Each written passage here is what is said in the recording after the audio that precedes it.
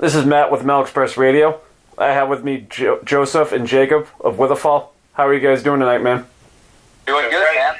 Yeah, doing good. The band's new album, Curse of Autumn, will be released March 5th on Century Media Records.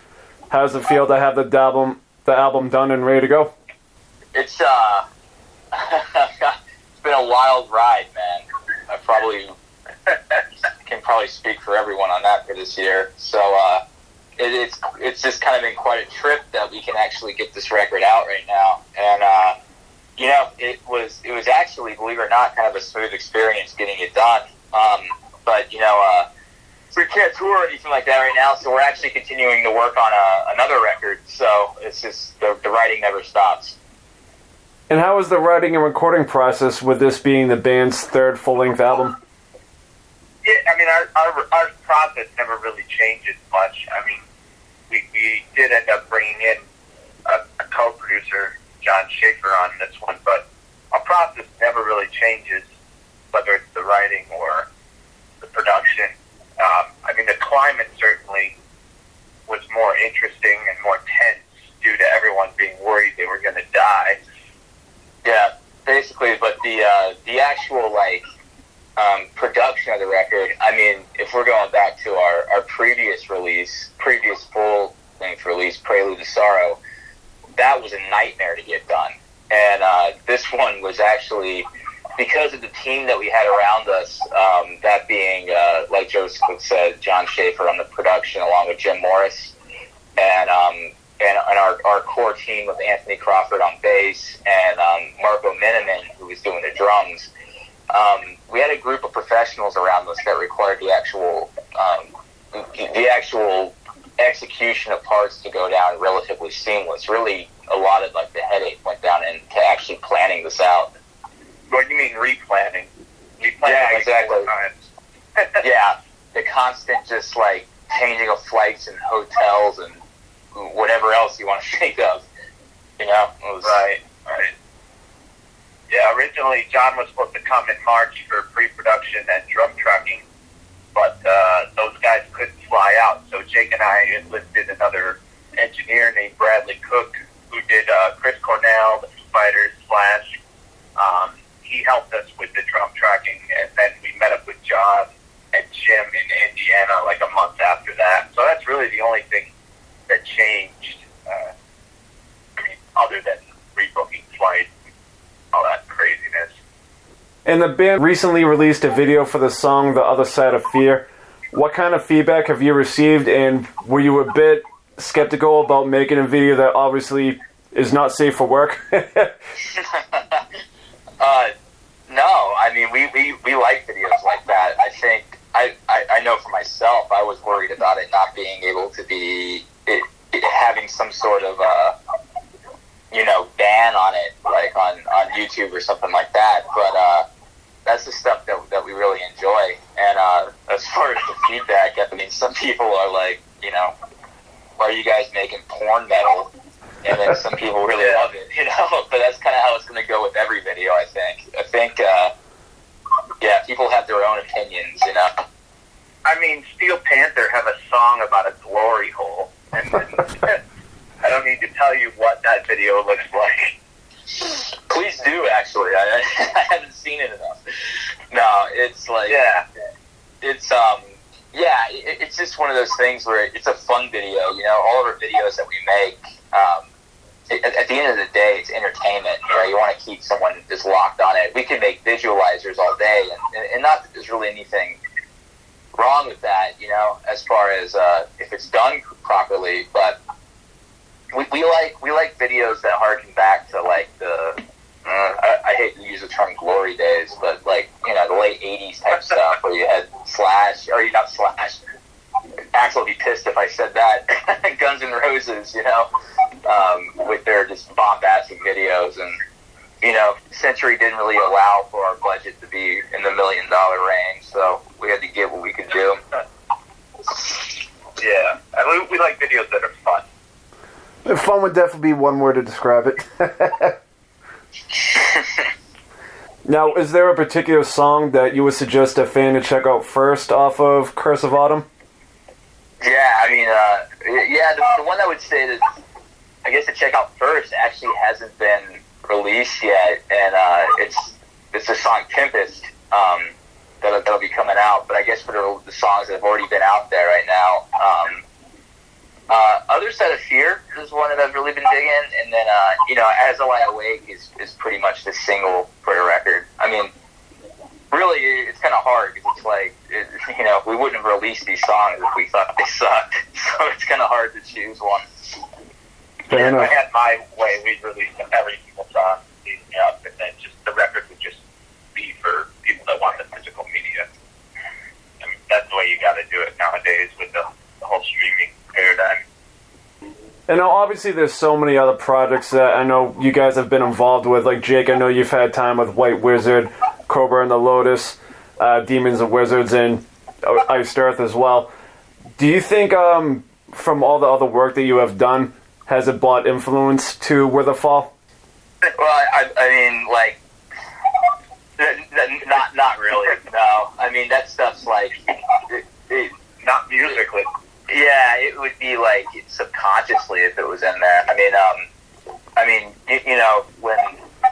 when you're on the road playing that stuff, the last thing you want to do is listen to that shit when you get home. So it's like, no, I get my music, I get my influences from way different bands, the sounding bands too.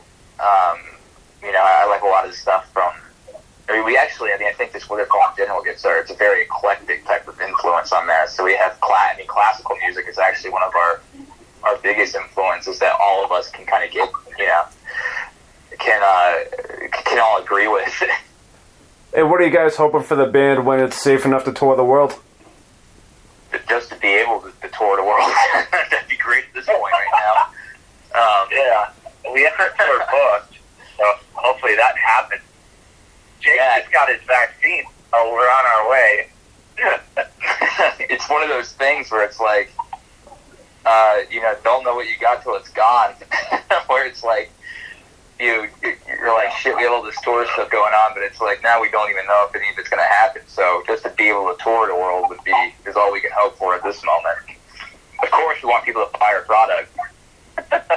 And our wine. Yeah.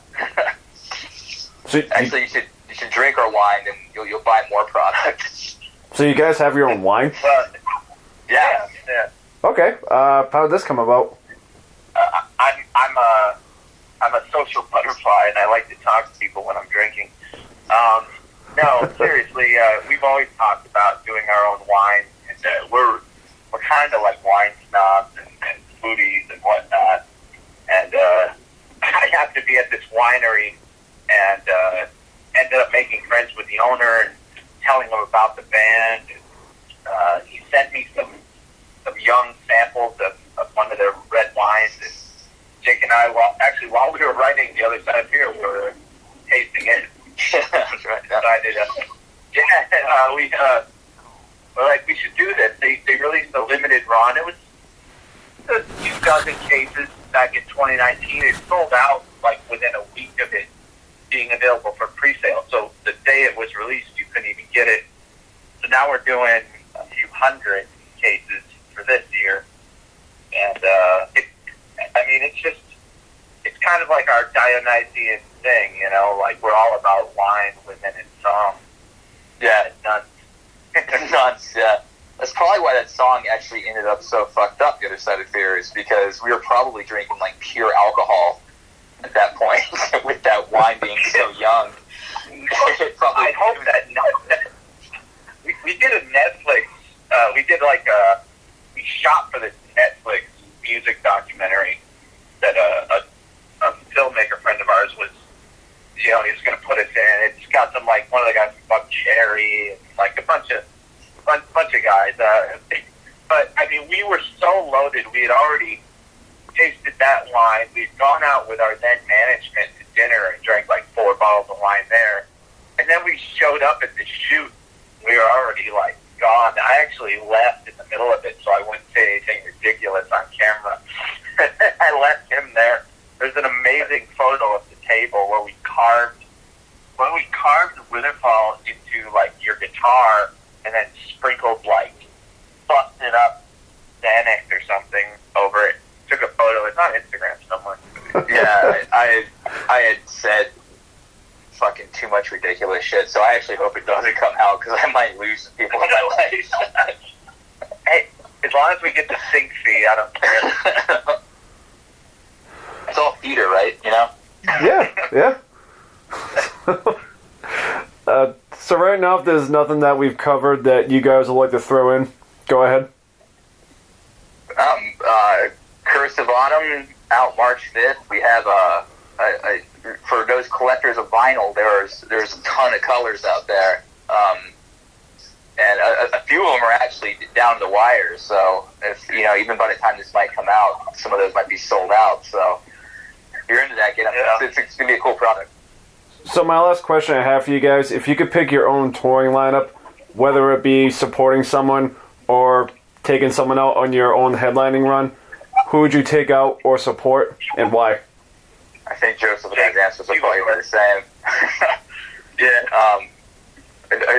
Well, the obvious answer is Metallica, but let's be reasonable here. It would be. I think King Diamond would be a great fit for us. We're huge fans of the King, and I think the music would blend really well. King Diamond, Dream Theater, Megadeth, sure. Those, Opeth. Opeth. Arch Enemy would be cool.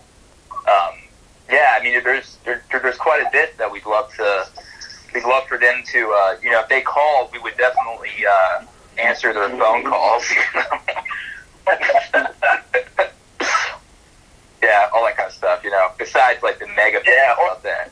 Sure.